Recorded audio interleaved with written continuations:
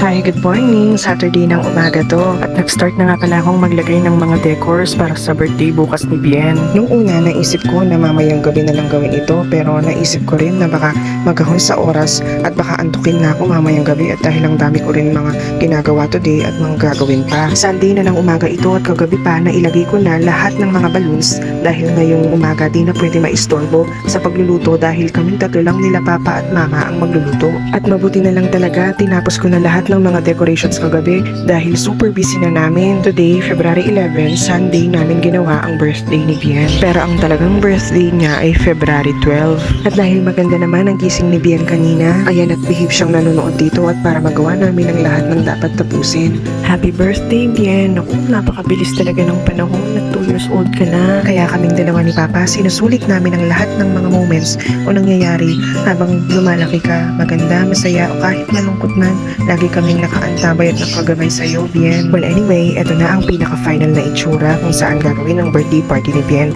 at dito lang sa bahay namin ginawa. Maaga din palang nagising sila mama at papa para makapag-start ng magluto. Ako kasi hirap pang gumising dahil 2 AM na ng madaling araw ko natapos ang pagde-decorate.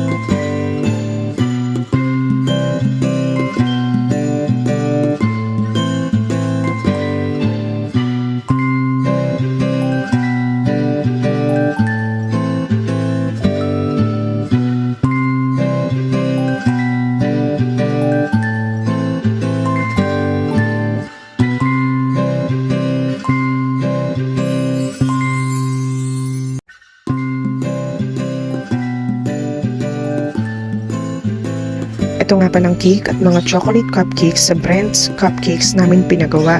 Super sarap at moist ng cake at cupcakes nila at kung gusto mo rin magpagawa o mag-order, ito ang FB page nila.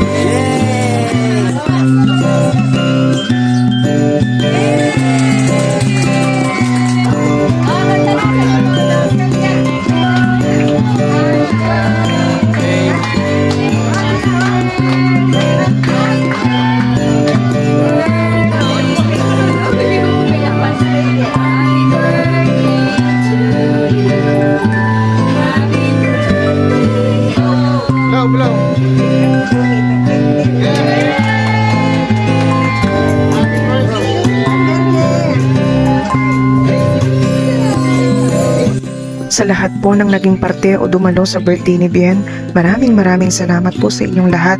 Super saya po ni Bien, lalo na po kami. Nasulit po ang puyat at pagod namin. Ipinagpapasalamat din po namin ng sobra-sobra ang laging paggabay ni Lord sa aming pamilya at lalo na sa aming mga anak. Maraming salamat po Ama sa napaka-espesyal na araw na ito para sa pinakamamahal naming si Bien.